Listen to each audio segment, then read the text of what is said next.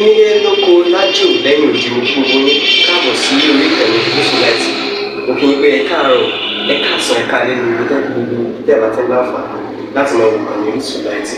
Àjíjẹ ara yóò máa jẹun, Ọlọ́run ní fẹ́ ṣọṣẹ́ gbogbo wa. Ojú tẹ̀ fún wò wá àti títẹ̀ fún wò wá lòdì, kò sì ní fọ́nà ṣe ẹ ṣeun. Musilight TV #1 Islamic channel jẹ́ ìkànnì tí ó wà fún oríṣiríṣi wáàsí àti ọ̀rọ̀ ẹ̀sìn látọ̀dọ̀ ọ̀pọ̀lọpọ̀ àwọn àfáà ńláńlá jàǹkàjàǹkà tí wọ́n mọ̀ máa ṣàlàyé ọ̀rọ̀ nípa ẹ̀sìn wa. Ní báyìí, ẹ bá mi subscribe sórí Musilight TV kí ẹ lè máa jẹ ọ̀pọ̀lọpọ̀ gbádùn àwọn fídíò táwọn fi síbẹ̀ lónìí ọ̀rọ̀. Ẹ bá mi like kí ẹ sì bá mi subscribe, ẹ bá mi share kí ẹ bá mi comment sórí àwọn fídíò ìṣẹ̀lẹ̀ bẹ́ẹ̀ sí. Saudi tá a la tẹ̀lé nìyó. Saudi ń gbàlejò nílẹ̀ Saudi ṣé wọ́n sọ fún yín pé kò sí Christian ní Saudi Arabia ni percentage wọn kéré ni just 2%. ṣé wọ́n sọ fún yín pé àwọn ẹlẹ́bọ díẹ̀díẹ̀ ò tún kù ní Saudi Arabia ni percentage wọn kéré ni just 1%. wọ́n torí ẹ̀ pa wọ́n jọ ń gbé ni kí ló dé tẹ̀yìn ní ká dọ̀tá àwọn tí wọ́n jẹ́ ẹlẹ́bọ àwọn tí wọ́n jẹ́ traditionalist kí ló ń dé tẹ̀yìn ní ká dọ̀tá Christian kí ni a ṣe fún wa. Quran ní la yanhakumullahu anil ladina lam yuqatilukum fi din.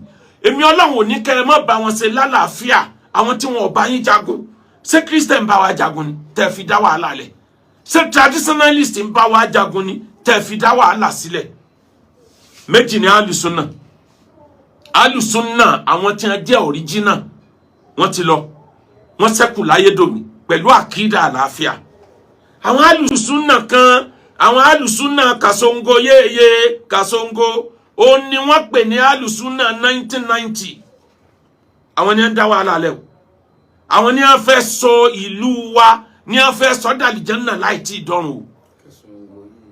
Àwọn Sunnah Kasongo àwọn ni wọ́n fẹ́ dá wàhálà sílẹ̀ fún wa Sunnah 1990. Ayakumullah.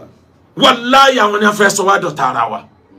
Mùsùlùmí kì í ṣọ̀tá Christian. Mùsùlùmí kì í ṣọ̀tá traditionalist. Tíjà bá dé àmọ́ wa lo àyà pé ọ̀tá ni ọ́ àmọ́ àbára wa jà àpara wa lọ́mọ àjọra wa nílé kí ló fẹ́ sọ wá dọ̀tá.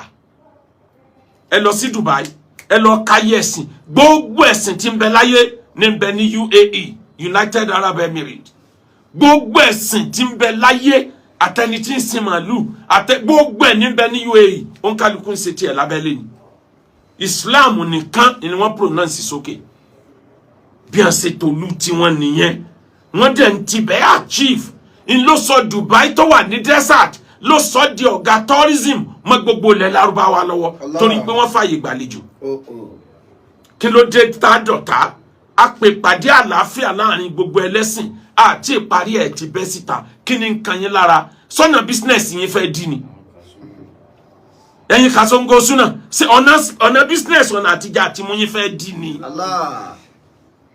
tíra tẹ́ ń kà jáde sẹ́yìn lẹ́kọ́ ni yàtọ̀ fún Quran yàtọ̀ fadis sẹ́yìn lẹ́ ń ka gbogbo àwọn tíra ẹ̀yin lẹ́kọ́ ni kí ló dé títí yín le tó báyìí torí Ọlọ́run adìde ta ìdìde ẹ ti bẹ̀rẹ̀ èpè ẹ ti bẹ̀rẹ̀ ebú ta la nabi bú ta la nabi ṣépè fún ta la nabi fi ṣẹ̀sìn torí ọ̀rọ̀ ẹ̀sìn ẹ dárúkọ ẹ jẹ́ ká mọ̀ Christian wo traditionalist wo la nabi fi ṣẹ̀sìn tabati yada abi lahab tó wà ní Quran ẹ máa dánwò tí arákùnrin yẹn fi kan nabi ni ta nabi ọ̀lẹ́ni tí ó gbìjà ẹ̀ kí àyà yẹn tó sọ̀kalẹ̀ nítorí Abu Lahab àdánwò gbà ló fi kan nabi kọ́lọ́hún tó gbèjà sallallahu alayhi wa sallam.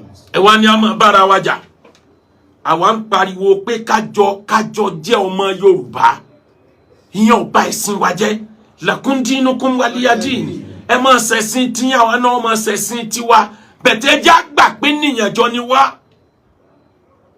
ọ̀ ń bẹ ní London ó tó bẹ́ẹ̀ kọ́ bá Christian ní London jà kó o pè ní kèfèrí ó tó bẹ́ẹ̀ wọ́n bí ọ̀dà ọ̀ ń bẹ ní l'Amẹ́ríkà ó tó bẹ́ẹ̀ kó o pe traditionalist Amẹ́ríkà kó o sọ pé àwọn ẹlẹ́bọnú àwọn olórí burúkú ó ń tàn wọ́n lọ ẹ̀wọ̀n ẹ manage ara yín lọ́hùn àmọ́ ń gbé dé Nàìjíríà ẹ ń fi wá pawó ẹ ń gbé lọlẹ̀ Lárúbáwá ẹ ń rìkọ́ọ̀dù lọ́tún lọ́sì ẹ lọ fi gbowó nílẹ̀ Lárúbáwá lọ́dọ̀ àwọn Lárúbáwá tí wọn ò tí ì já àwọn Lárúbáwá tí wọ́n sì wà lórí àkídà tí Saudi Arabia ti jùnù tipẹ́tipẹ́ torí Saudi Arabia ti mú àkídà ènìyàn lènìyàn ènìyàn ní gbogbo wa yàrá dàlẹ́ ayé. falitaniya sefiyakumu inna sefiya idha lamuyuni amamuru inna sefiya idha lamuyuni amamuru. Ibi tẹ́yìn tí ń sọ pé ká máa bára wa jà pílánù mẹ́rin tó ṣe kókó l'Amẹ́ríkà ní fún ẹ̀ lọ́dún yìí. Ọ̀kan nínú ẹ̀ ni pé gbogbo ẹni tó bá ti wọ̀lú àwọn kò ní freedom àti rìn falala láì jẹ́ pé nìkan embarrass ẹ̀. Ọ̀kan nínú mẹ́rẹ̀ẹ̀rin then ọ̀rọ̀ family Amẹ́ríkà láwọn fẹ́ mójútó ní 2025 majority ọmọ ló ti ń yàyàkuyà àwọn fẹ́ improve àwọn fẹ́ upgrade the family institution káwọn ọmọ àwọn ó lè bá lẹ́kọ̀ọ́ ẹ wo bóyìnbó ṣe ń ronú. Amẹ́ríkà wá ní 2025 no 2035 tó kù ọdún mélòó lẹ́ni tó kù ọdún mẹ́wàá lẹ́ni wọ́n ní Amẹ́ríkà ní the first human being tí ó kọ́kọ́ wọnú Mars àwọn ti program ẹ̀ sílẹ̀ ìrìn àjò tí a ń sọ tẹ́lẹ̀ pé tí ó bá lọ planet Mars tí ó kú nínú ayé pátápátá tí ó rìnrìn àjò kìlómítà tó kọjá 1 billion kilometers. Àwọn gbà pé oṣù méje ló ń tọ́ àwọn fi wà nínú spacecraft kó tó lè dé Mars. Ayé kan tó ti parẹ́ tọ́lọ̀ ti parẹ́ tí ò sí kankan bẹ̀ mọ́. Àmọ́ tó tútù bẹ́ burú ju táyé lọ tí ò dẹ̀ sátẹ́gùn tá a mì sí mú ń bẹ̀. Òyìnbó láwọn gbé bẹ́ àwọn create àtẹ́gùn. Wọ́n ti wá ṣe Elon Musk ti bá wọn ṣe spacecraft. Instead oṣù méje ọjọ́ méje ni wọ́n fi máa rìn báyìí. Allah. Spacecraft yẹn ó ní táwọn bá parí iṣẹ́ lórí aeroplane ẹ̀ ìlú London sí Nàìjíríà ìrìn 1 hour ní ọjẹ́ instead wákàtí 6 àti 40 minutes. Saudi Arabia sí Nàìjíríà 35 minutes. Níbi tí ọmọ sáyẹrẹ burúkú dé faster than speed, faster than light, faster than sound. The spacecraft tí wọ́n ṣe tán fẹ́ convert ẹsẹ̀ aeroplane nísìn. Àwọn kan nìyẹn sí ayé tá a jọ wà yìí náà làwọn eléyìí jẹ́ wàsá. Iná ò lọ lọ́dọ̀ wọn ò rí payà ogun gàrí ò wọ́n bó sì wọ́n rówó rà ìrẹsì ò wọ́n freedom wà ó lè jáde láago kan òru life ní fí àpẹ́ nìkan kan challenge. Sí ayé tá a wà yìí làwọn náà sì wà. Àwọn yìí ọ̀wá máyé kankankan kí ló dé tẹ̀yìn fẹ́ pa wá nítorí ọ̀rọ̀ ẹ̀sìn. Tí n bá bàbá Yẹmí Ẹlẹ́bùbọn ya fọ́tò kí làdánwò ayé tiẹ̀. Ṣé bí wọ́n lo láwọ̀ náà kì í sáà ṣe wọ́n ló dáná ẹ fi wá lẹ̀ ṣé wọ́n lọ fẹ́ wọ náà ni kí ni problem ẹ. Mo bá bàbá takú ti Jésù ya fọ́tò ìkan tàgì ẹ̀ pé àwọn èrò náà ìwọ má wọ́ọ̀rì fi wọ́n fà wá lẹ̀ ẹ̀yin Kasongo súnà Kasongo ìmọ̀rin yẹn dáadáa Kasongo yéye ẹ̀yin Kasongo súnà yàtọ̀ ẹ̀yin súnà 1990 tẹ ẹ̀yin Sálàfí 1990 tẹ wá bà gbogbo ẹ̀jẹ̀ ẹ wò bá Amẹ́ríkà ṣe ń ronú Amẹ́ríkà ní 2035 àwọn fẹ́ dénú Mars Amẹ́ríkà wá ní January 2026 àwọn kó ènìyàn tí wọ́n pọ̀ fún ìgbà ẹlẹ́ẹ̀kejì níjọ́ tí Amẹ́ríkà ti lọ ní òṣùpá tí wọ́n ti bọ̀ ẹnìkankan ò tí tóun lọ wọ́n rán rọ́bọ̀tì lọ ni àwọn wá ṣetán láti lọ padà báyìí ní January 2026 NASA approve ẹ̀ pé àwọn ò jẹ́ kán mọ̀ pé àwọn làwọn control gbogbo sánmà ayé tá ń bẹ́ńbẹ́ yìí ọ̀kan nínú ìràwọ̀ tí ń bẹ ń sánmà níbi àwa náà wáyé gbogbo ìràwọ̀ tẹ́ ń rí sánmà tó tàn tíntìntín èyí tó tóbi ju ayé wa yìí lọ times 100 ní bẹ́ẹ̀. Allah.